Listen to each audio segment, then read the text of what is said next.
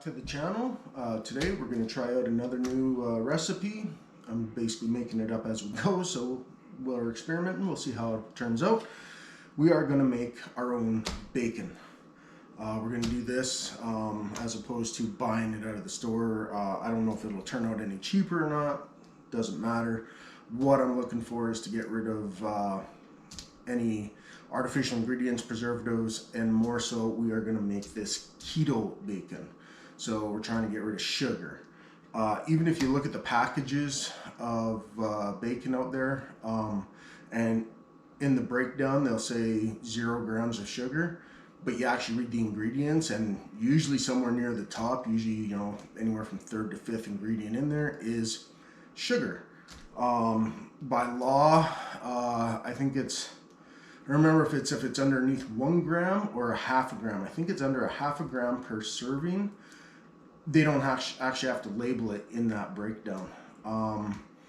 So, when they're looking at bacon, they're talking about per slice. Well, if you eat a few slices, you can still be eating a couple grams of sugar. You just don't know exactly how much you're actually eating. So we're going to get rid of that. We're going to eliminate it. We're going to make our own. We're going to make a marinade or a brine for this. We're going to cut it in half. We're making 2 different types of bacon, and then at the end we'll throw it on the smoker, smoke it up, bring it up to temperature, all that, and see how it works out. So we bought this at Costco. It's a pork belly. It's 4.77 kilograms. That's roughly 10 pounds if my head's there. We're going to cut it in half. We're going to make 2 different styles of bacon. First, we're going to make a maple bacon on one side, and then the other side, what I'm going to do is actually we're going to do a very, very basic brine, basically.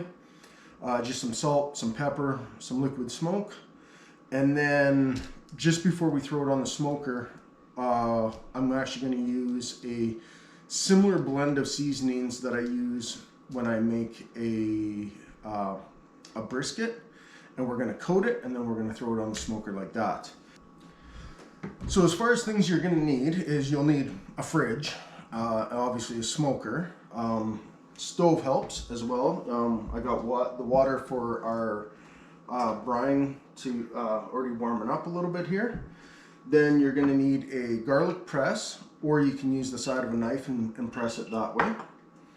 A knife to cut the pork belly and trim off any excess fat, stuff like that. A measuring cup, I use a half tablespoon one, and a measuring cup. And then for ingredients, we need coarse kosher salt, and we're going to use a half a cup for each half of the pork belly. Some fresh garlic. We're going to use, I'll probably use about 3 decent sized cloves. Might turn out to be 4 if we got some smaller cloves in here. Per brine. And then 2 tablespoons of black pepper for each of them. And then for the maple one, we're going to use a sugar-free maple syrup. And we're going to use about a half a cup of that as well. And then for the one that's just going to be a basic brine with just salt, pepper, and garlic, we're also going to add some liquid smoke just to add a little more flavor. Even though we're throwing it on the smoker, I don't know, you can never have too much smoke flavor in my mind. This one is a mesquite. So let's get started on this. We got water starting to warm up on the stove here. This one's a little warmer than this one because this is a smaller burner. We'll let that go, and we're going to add our half a cup of kosher salt. So we'll start with the maple brine first. So we'll go with a half a cup of the coarse kosher salt, right about there. See how that is after we level it out. Yeah, it looks good. We'll throw that in there. We're warming up the water mostly just to help dissolve the salt.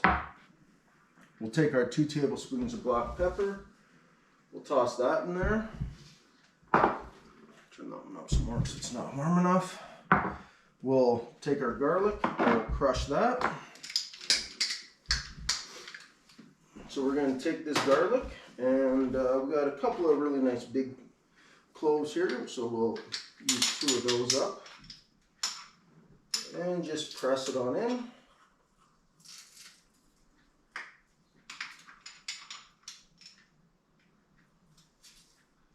Take that off on the side of the pot. Get our second clove. Oh, well, let's use some different ones because we just dropped that on there. So instead of 2 big ones, we'll use a big one and a couple of smaller ones. Okay.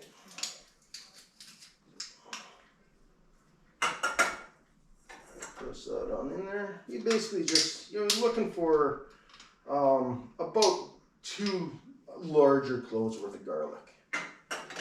So however that pans out.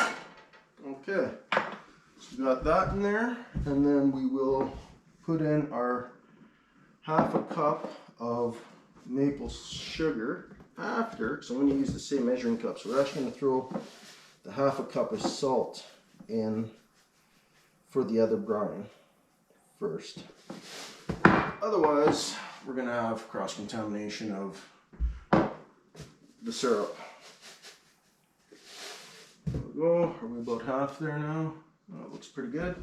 So throw that in there while that still warms up. All right, let's take our maple syrup, and we'll get about a 1/2 cup in there.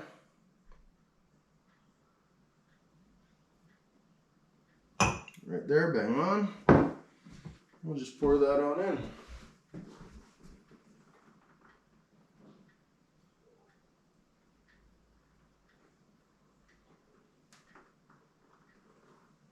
Alright, turn that heat up a little bit more now that the ingredients are cooling it down. Scrape in the garlic, get it nicely inside that pot. Okay, so we've got all of our ingredients in this one. So we've got 1 liter of water, warmed up, 1/2 cup of coarse kosher salt, 2 tablespoons of black pepper, 2 large cloves equivalent of crushed garlic, and a 1/2 cup of sugar-free maple syrup. Now for our simple one, we're going to get this stirred up, get this salt starting to dissolve a bit.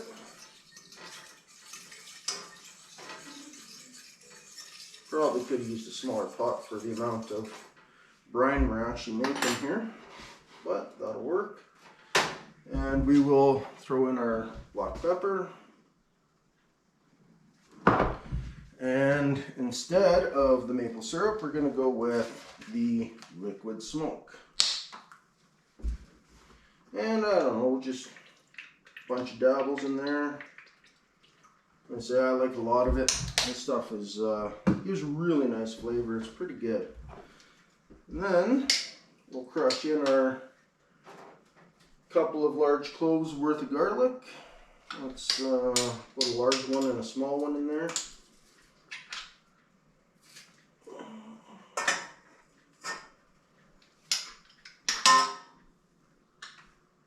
We'll throw another small one in there just because the one clove was a little on the smaller side. Scrape that off. Pull that in the sink for now. And then scrape in the garlic off the side of the pot. Get it mixed in here real well. Okay.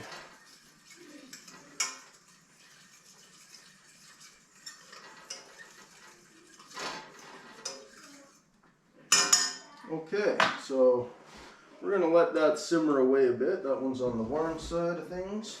We'll get this one up to temp so it simmers a wee bit.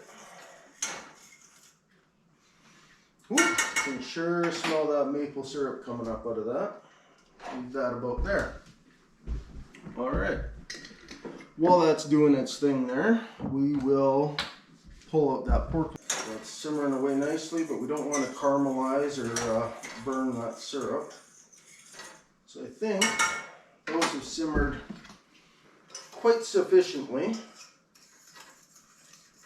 What we're going to do is we're going to turn the pots off, the burners off.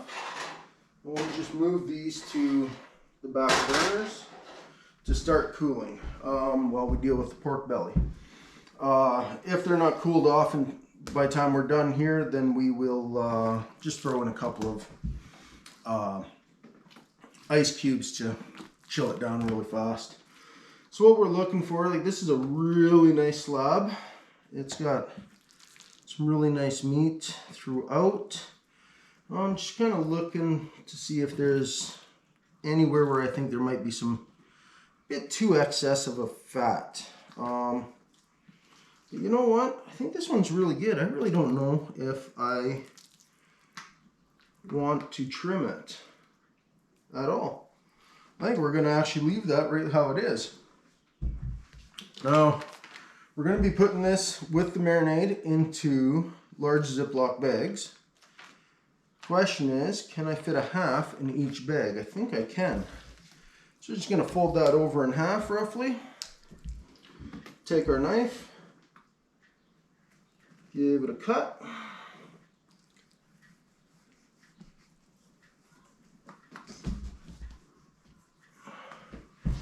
That'll give us our mark anyways. Flip it over and just slice her on down.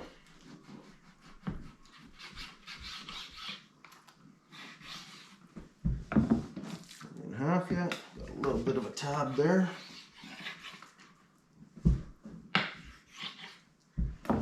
There we go. That is really nice looking bacon, or pork belly. It's not bacon yet. Okay, let's see if we can fit this inside a baggie.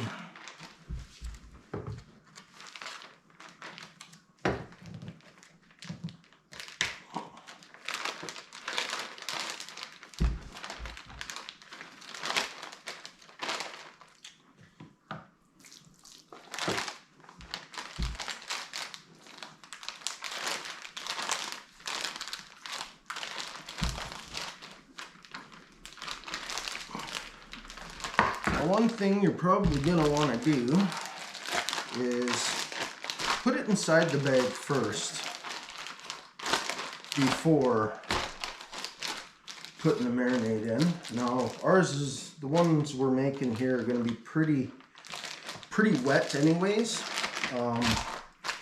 so quite liquidy. Just make sure that we'll actually close it is awfully tight. Where if you make more of a paste style brine, then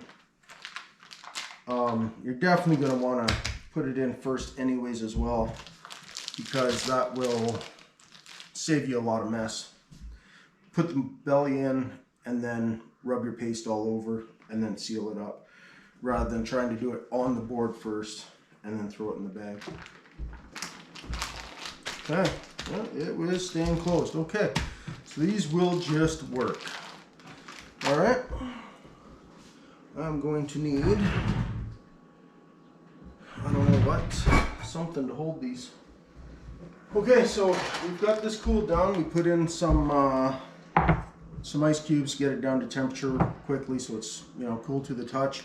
I've enlisted the help of my wife here to help me not make a mess like I just did while we put this in here. So this is the maple one first, and we're just going to pour this on in, which looks like it's actually going to hold it. There we go. So this is the one that's just salt, pepper, and some liquid smoke, and the garlic. And we'll pour that on in there, just right on over top of everything, and a lot of that salt didn't dissolve, so we're going to shake that in there. And that salt should dissolve as we go. Okay, thank you, dear. And we're gonna put these in the fridge. We're gonna double bag them first, put them in the fridge. They're gonna sit there for 4 days. Every day we're gonna flip them over and just make sure that we get that seasoning all distributed really well, really nicely. And then in 4 days we'll take them back out, see how they're doing, and get them on the smoker. Okay, the pork bellies have been in the fridge for 5 days now. We've been flipping them once a day and put them inside a roaster just to make sure that if they were to leak, it would catch it. Every day we would flip it over, give it a good squish, rub everything around, and do that for both sides. And then whatever one was on top in the roaster would then be on the bottom the next day, that day. And that's been it for the 5 days. This one is the maple. This one is the pepper. So we're gonna open these up, gonna rinse them off, get as much of the salt off them as we can, and then we're going to season up the pepper some more. We are using a blend. It's even parts of onion powder, just good old onion powder, granulated California garlic from Costco, and black pepper. We're not putting, this is a seasoning that I will use a lot during other roasts. Like I'll use it on ribs, I'll use it on brisket. The only difference is because these have been sitting in a salt brine for 5 days, I didn't add any salt in here because they're going to be salty enough. So we're going to get these open and then we're going to rinse them off.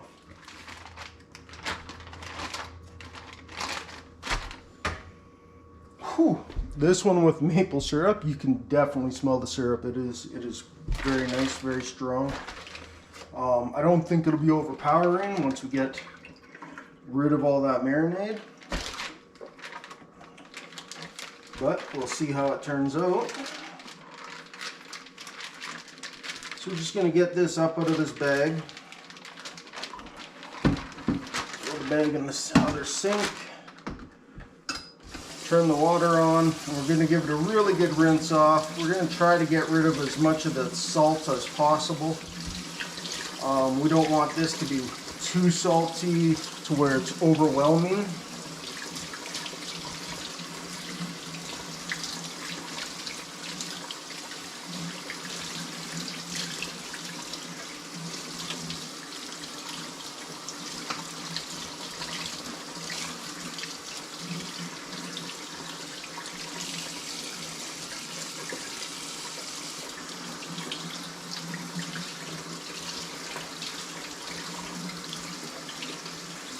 You can see how the meat is browned a bit.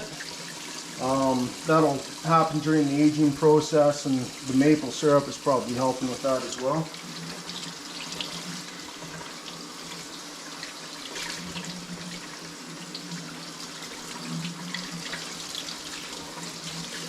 Alright, that's rinsed off pretty good.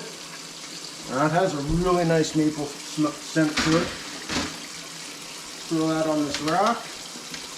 Let it drip. Hopefully my rack's going to be large enough here. Turn the water back off while we get the pepper one out. Okay, so that one is the maple. We are going to leave it as is. I'm hoping that still really smell that maple syrup flavor, or I guess smell coming off of it. I think it's going to be excellent the way it is. This one we did a basic brine, just a bit of salt, a bit of pepper, some liquid smoke. So we're going to add some extra flavor to it. And I did this on purpose because I wanted to try this out and see how it would work. So what I'm hoping to get is kind of a nice bark to the bacon, similar to a brisket. And I don't know, I just thought I'd try something a little different, being that we're just experimenting with all this anyways. So I'm just patting this dry just so it gets tacky and the seasoning will stick to it better during the beginning part of the smoke instead of washing off with the excess water. Just using a bit of paper towel and get that off there.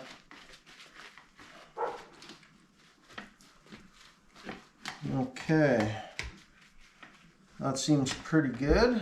We're gonna do the fat side first, I think, because we're gonna lay these on the smoker fat side down. It'll just help protect some of the meat from the more direct heat coming up. Okay, so this says chili powder. It's just a shaker that I had that was empty at right now, so using it. So again, it's just, we stayed away from salt. So I didn't use onion salt, I used onion powder. I did use this granulated garlic. I actually really like it. It's got quite a bit more flavor than I find either garlic powder or garlic salt does. It's a little coarser. It's kind of, you know, almost the same coarseness as a good black pepper. And you just kind of know it's there, right? You can use garlic powder as well. Again, I would just stay away from onion salt or garlic salt because these have been brined in salt. So we don't want to add more salt to it. And then just some pepper because I like that, that bit of a bite of a nice black pepper. So we're just going to give this a nice coating.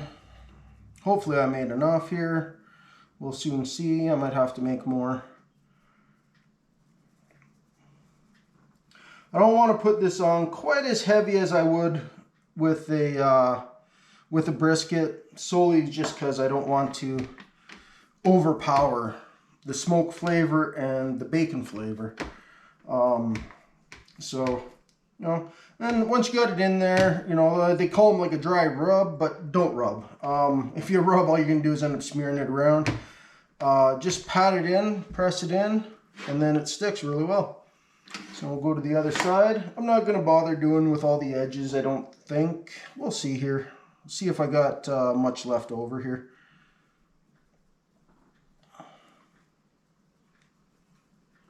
Or if I got to make more. I might actually have to make more just to get the faces done.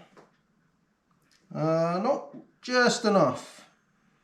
So I think that'll do. I don't think we'll bother with the faces. I think they'll be just fine. They're going to get lots of that nice smoke flavor on them and whatnot anyways.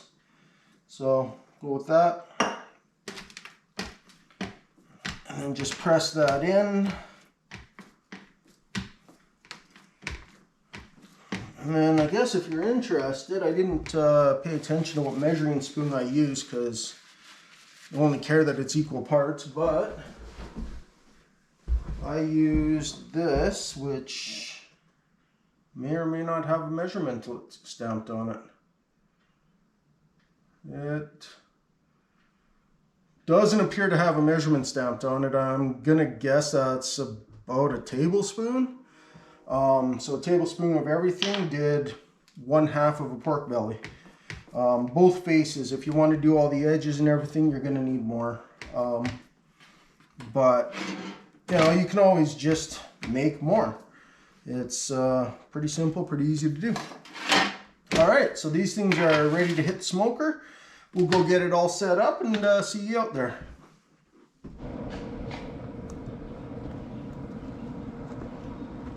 Okay, so now we're out at the pit boss here. We got both halves of the pork belly on. This side being the maple bacon, this one being the pepper, with the extra seasoning over top. We have the hopper topped up with Pit Boss Hickory Blend. What the blend is, they don't say. They say it's a trade secret. They won't give it out. I got a probe for my Napoleon thermometer to keep an eye on the actual smoker temperature, the chamber temperature. It's a Bluetooth thermometer, so I can monitor it from wherever, well, within, you know, reason. And then I got one of the Napoleon probes in the thick part of the pepper bacon. And then I got a probe from the Pit Boss going into the thick part of the maple. This one I won't be able to monitor, but it'll give me an idea of where both halves are sitting as far as temperature is concerned. But this one I can monitor from inside, so I'll know when it hits temperature. We're going to pull these things up to about 150 degrees Fahrenheit, so they're well above, you know, safe eating temperature, and it's basically cooked. And then you're going to obviously fry it up as well. We have the Pit Boss set on smoke setting with the P setting set at P4. Now I used that on a nicer day doing the pork loin, and it kept that temperature really nice at about the 185-200 range. Today it's overcast. It's still supposed to be temperature wise fairly nice, but we're also getting a bit of a sprinkle of rain right now. So I actually have my probe head inside the smoker pellet hopper, just sitting on top of the finger catch, so it won't fall into the hopper or nothing. And then the lid's going to keep that covered. As you can see, we're just warming up. We're starting to get smoke already, and so we'll let this go. I'll monitor the temperature inside. We want to have it about the 185-190 range in there.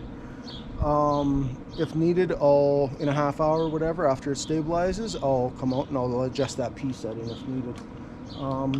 So this is about it. I have no idea how long it's going to take. I don't know, maybe 3 hours, but the pork loin for back bacon took 7.5. So we'll see how this works out. So we're going to close her down and we'll be back later. Alright, hello. So these have been on for about 3 hours, 15 minutes. They've hit the 150 degrees we're looking for.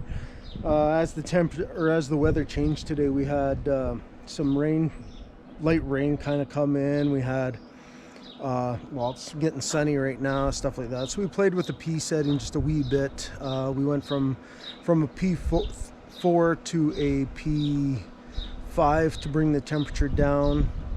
Or no, we started with a P3, sorry. I had it on the P4, it was a little too cold. We put it to P3 to bring the temperature up. As the rain stopped and we got nicer weather, the temperature went up higher, so we lowered the P setting back down to a P3. And then we had a power outage that threw the temperatures right out, because all of a sudden the temperature started tanking because the smoker turned off during the power outage. When I fired it back on, it fed a bunch of pellets in, and we had a temperature spike for a little bit, which may have, shorten the cook span a wee bit. By the graph on my thermometer, it didn't really spike up hard for the meat temperature, but for the smoker temperature itself, it went up pretty quick. It hit about 250 there for about 10 minutes or so as it came back down. So this is where we're at. We got again just the maple bacon here. It's looking really nice, looking good. We'll pull this probe out. That probe was reading 152 degrees. This one's reading 148. So we're splitting the difference. Pull that probe out. And this set up really nice on the pepper side. It's got a nice little bit of bark to it. It's not super hard, but it's definitely, all the seasonings have set nicely, and it's looking pretty good. So we're gonna pull this off just like that. Put it on this wire rack, hopefully not let it fall off. And we're just gonna move this one over.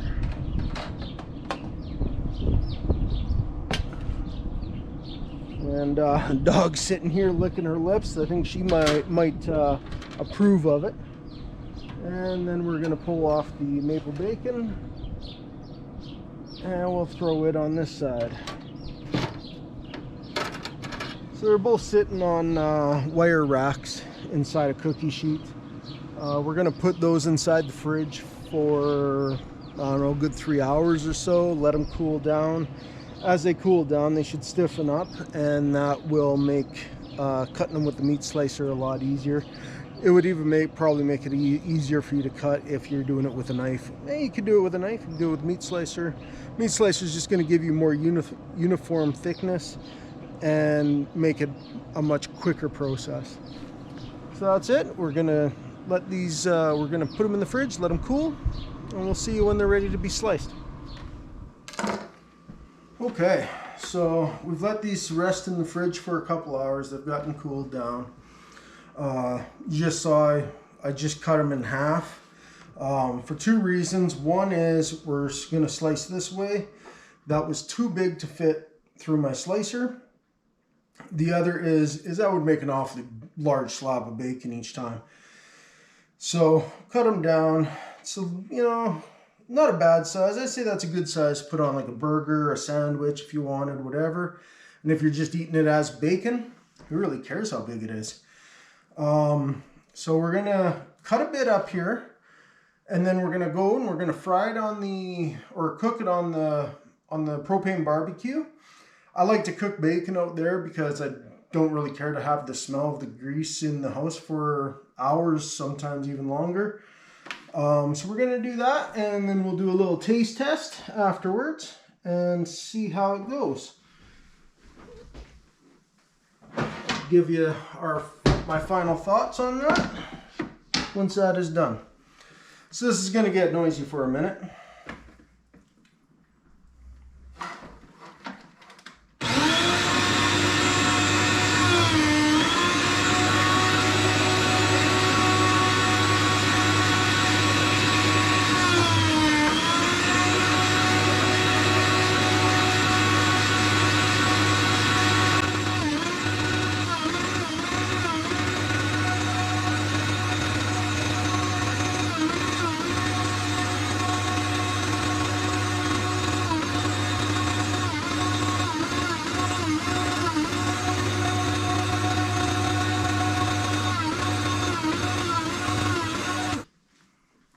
Okay, I cut up quite a few slices because I think we're actually going to have it with dinner. I think we're going to do some chicken Caesar wraps for, chicken Caesar salad wraps for dinner. So, and I cut them quite thick. We do like thick cut bacon. You can see how nice that is. That looks great.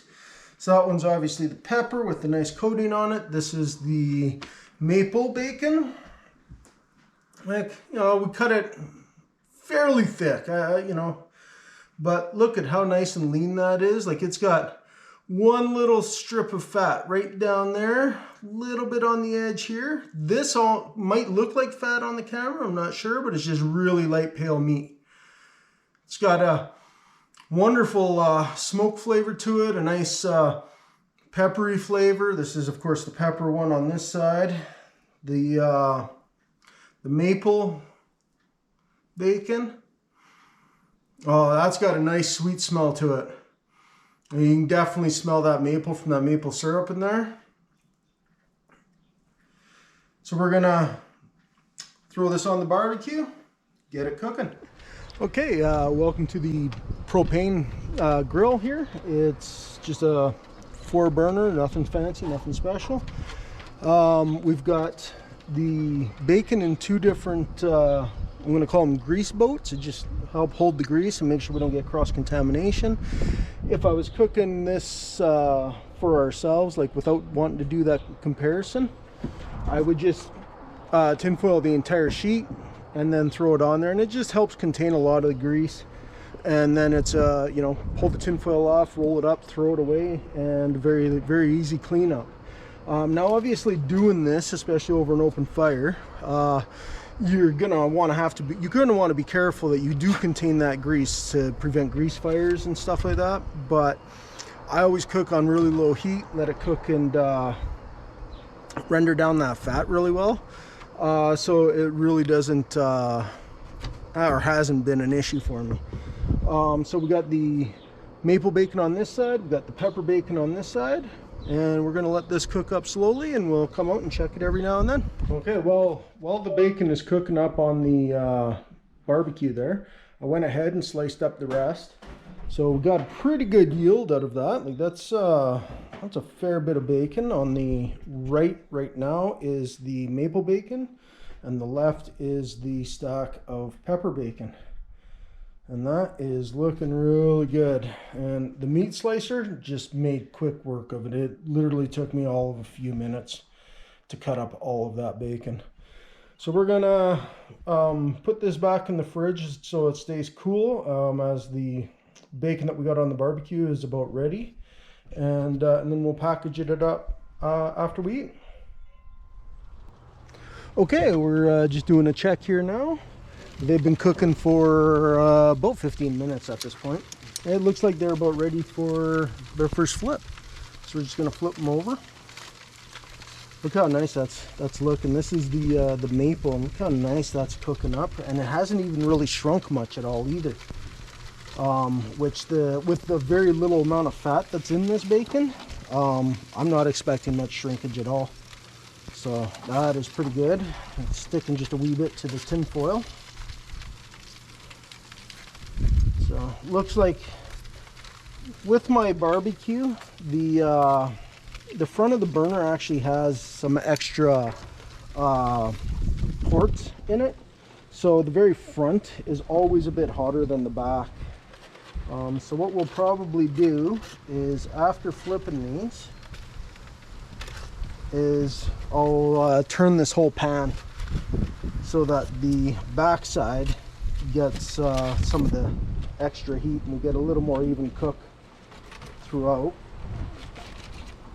This side is the pepper, and just like look how good that's looking.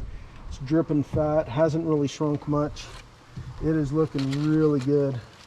I got one piece here that's been kind of sitting up, so it's probably not getting that great of heat. My hand's starting to get hot working over top of this barbecue. Let's see here. So we'll just get that right down inside the grease. And now we'll just give this whole thing a spin. Try not to spill the grease and cause a bit grease fire. And there we go. We'll let that sit like that now for another, I don't know, maybe 10 minutes, and they'll probably be ready to go. So let's see it back in just a little bit. Okay, it's been another 5 or 10 minutes or so here, and I'm not really looking at the clock, but we're gonna give it another check and see how it's doing. And real quick, first off, is it's looking good. I'd say that's done to my satisfaction, the way I like it. That's looking really nice. How little to none that it shrunk up, and there is not even much grease inside this grease boat right here. And that is amazing. This side is looking pretty done. It could use a little more time, I think, maybe. We'll give this one a little bit more time on this side. And actually, you know what? I think that's good. I think that's cooked up to my satisfaction there as well, I think. All right, we're gonna get this off the barbecue, and we'll give it a quick taste test. Okay, we're back in the house here. We got our cooked up bacon. This one over here is the maple, and this one over here is the pepper. I tell you, I can absolutely smell that maple. It smells fantastic. What I'm hoping is that it's not salty. Let's try the maple first.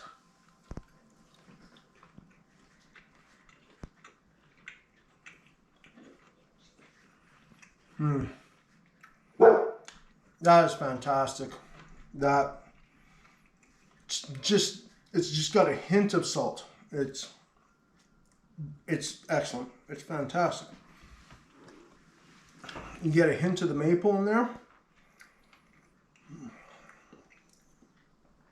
Man, and you can definitely smell that or taste that hickory. That hickory smoke is really standing out. That is fantastic. Let's try the pepper one.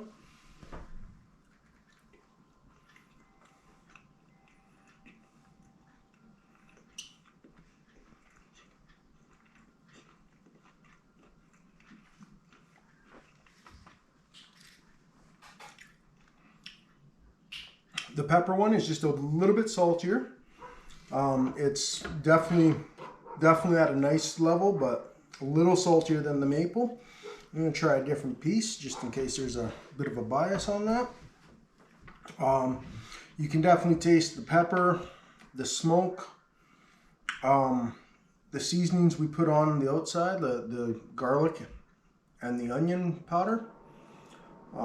It's really nice.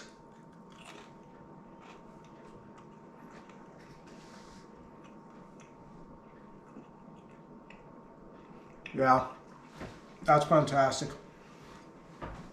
Definitely not over salted. You get a nice punch of all those seasonings you put on the outside. Nice flavor of the smoke. It's lean. We know absolutely what's in it. And like you can see how lean it is and how little it actually shrunk up. This is really nice bacon. I would definitely do this one again. Absolutely. If you like this recipe, I'm going to put a link to everything we used down below. Subscribe to the channel if you want to see more stuff like this. We actually have a surprise coming on the weekend here, and we're going to start some new recipes and go from there. We're actually going to use an old recipe in a new way that we've never done that before, but we're going to try that out. I enjoy experimenting. This was a total experiment. I'd never made side bacon before. It's delicious, and I'm definitely going to be doing it more often. It's great. So if you like experimenting with recipes, you like experimenting with different foods, I do a lot of meat cooking, especially trying to stay on the keto and cleaner keto. So subscribe, hit the bell so you get notifications when I post videos, and check out the links below for any of the products that we've used. Thank you. Okay, we're done packaging, vacuum sealing them all. We ended up with 4 bags of the maple and 4 bags of the pepper. Each bag is between 13.5 ounces and 15.5 ounces. And then we ended up with 1 bag of mixed leftover. This was actually almost 1 pound, 3 ounces, or 19 ounces. There just wasn't enough of each flavor to make another separate bag. And this has like the ends of the pork belly and stuff in it, so it's kind of like bacon ends and whatnot, as well as with some of the strip bacon. So not a bad yield. You know, you got 1, 2, 3, 4, 8, 9 bags. You know, so good. If you calculate that out, you're somewhere between 8 and 9 pounds plus what we eat for supper. We did have it in our chicken bacon Caesar wraps, and it was delicious, man. Like, even you didn't notice the salt whatsoever in that. It's going to be fantastic. I can't wait to try it on a burger. This is going to be really good eating bacon.